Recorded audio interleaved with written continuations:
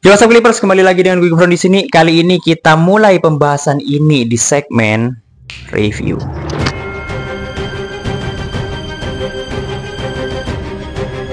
Oke, kita langsung tutup poin aja tentang film ini ya men ya. The Substance.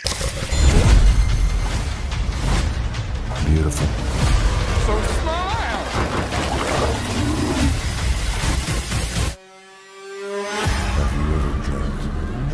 Oke, di tahun 2024 kemarin kita sudah banyak disuguhi dengan film-film horor yang sangat dark banget sih menurut gue ya. Terutama ini film menurut gue ini udah masuk level dark inside asli. Gue gak gimana ya men ya, kalau kita bisa lihat dari segi kualitas, dari segi penceritaan atau dari segi kengeriannya dalam film ini itu udah ngena banget cuy ya. Luar biasa sih menurut gue film ini cuy ya. Dan juga terlepas dari semua ambisi yang ada, darah yang ada, tapi ini film menurut gue ya membawa makna yang mendalam ya untuk gue cerna dan dalami di sini. Dan tentunya juga di sini gue gak bakalan nge-review terlalu jauh ya untuk film ini. Gue hanya akan sampaikan pelajaran aja sih yang bisa gue tangkap dalam video ini ya. Dan dimana di dalam segi alur cerita di sini penuh dengan pesan moral gitu ya. Pesan moral yang mana kondisi di salah satu kota digambarkan mengalami kemajuan teknologi yang ternyata tidak mampu gitu. Ya apa ya, untuk membuat manusia itu menjadi lebih baik, tapi malah di sini ya men ya memberikan dampak yang konsekuensinya itu lebih dalam cuy. Tapi di sisi lain film ini tuh memberikan fakta ya men ya, bahwa manusia itu harus menerima kodratnya, kodrat bahwa kita itu akan menua, kodrat cantik akan sirna, dan sel-sel tubuh ini pada akhirnya akan menemui batasannya gitu ya. Dan itu semua itu nggak bisa terhindarkan. Walaupun dengan polesan-polesan yang mahal sekalipun di sini ya men ya, tetap itu gak akan berlaku untuk kita kalau udah ada batasannya tersendiri ya men ya. Jadi alih-alih menemui hidup yang damai nih ya, menurut penuh rasa syukur gitu, tapi film ini tuh menggambarkan kondisi di mana kita bisa melawan kodrat tersebut gitu ya. Dan juga film ini tuh menggambarkan lebih jauh dengan kemajuan teknologi yang kita pikir sangat revolusioner lah ya men ya. Ternyata tidak serta-merta membawa kebahagiaan gitu buat umat manusia gitu ya.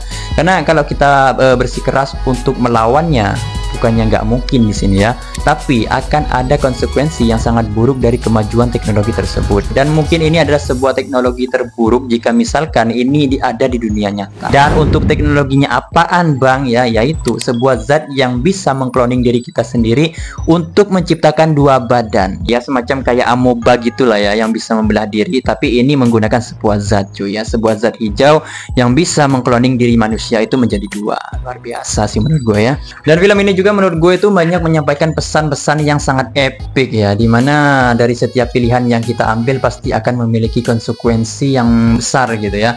Jadi berhati-hatilah buat kalian semua dengan pilihan-pilihan kalian itu terhadap sesuatu itu sendiri cuy ya. Kalau kita bisa nalar tuh sebenarnya film ini secara nggak langsung itu mengajarkan kita tentang pentingnya rasa syukur terhadap diri kita sendiri, bahwa setiap hal yang berlebihan itu memang ada baiknya sih menurut gue ya. Dan untuk segi penceritaan film ini menurut gue itu sangat-sangat luas banget ya, sehingga durasi 2,5 jam itu jadi nggak berasa gitu cuy ya, ketika butuh untuk menjelaskan sebuah serum saja.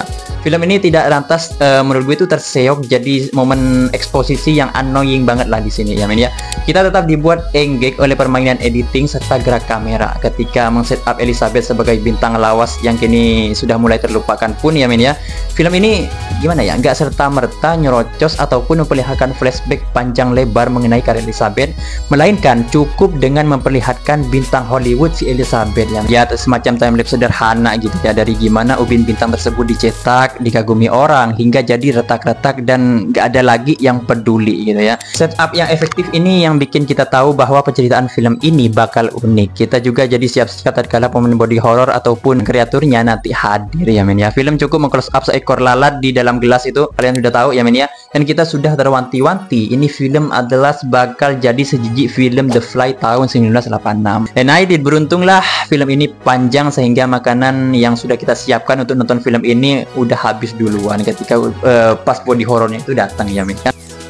Itu body horror yang paling bikin kena banget di sini ya men ya, menurut gue itu di sepanjang film ini, yaitu pada saat proses kelahiran si Sue ini sendiri ya men ya. Si Margaret Qualley yang keluar dari tubuh si Demi Moore atau Elizabeth ini sendiri, pada saat si Elizabeth ini sudah menyuntikkan sebuah serum yang akan memulai sebuah percobaan itu sendiri ya men ya. Dan benar sekali di sini ya men ya, ketika si Elizabeth itu sudah menyuntikkan sebuah serum itu sendiri ke dalam tubuhnya, dan si Sue ini terlahir dengan keluar dari tubuh belakangnya si Elizabeth. Jadi pada saat kelahiran Sue ini selesai dari tubuh Elizabeth, akhirnya si Sue ini yang akan menggantikan semua peran-peran Elizabeth di dunia industri hiburan. Dan ya Elizabeth ini kalau bisa dibilang itu ya udah terlupakan gitu ya men ya, udah tergerus usia juga dan udah nggak laku di dunia industri hiburan ya men ya. Walaupun dia dulunya artis, tapi sekarang itu dia udah tergantikan oleh sebuah cloningannya itu sendiri.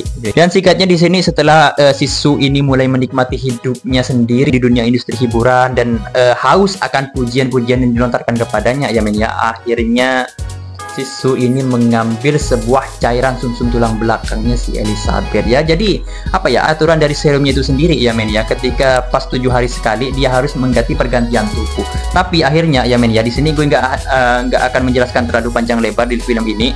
Gue hanya memberikan penjelasan singkat aja ya men ya. Akhirnya di sini si Sue ini mencurangilah tubuh aslinya, yaitu si Elizabeth ya men ya, dengan mencuri sumsum tulang belakangnya dengan secara berlebihan, dan pada akhirnya tubuh Elizabeth ini mulai membusuk secara perlahan. Ya, sebuah konsekuensi yang harus dihadapi ketika kita itu berani melakukan hal-hal yang belum pernah kita lakukan sih sebenarnya gitu ya. Dan satu lagi yang bikin gue sangat dark inside banget dalam film ini ya men ya, yaitu pas proses kelahiran sebuah makhluk atau monster di bagian ending film ini, itu sangat-sangat gila banget sih menurut gue ya.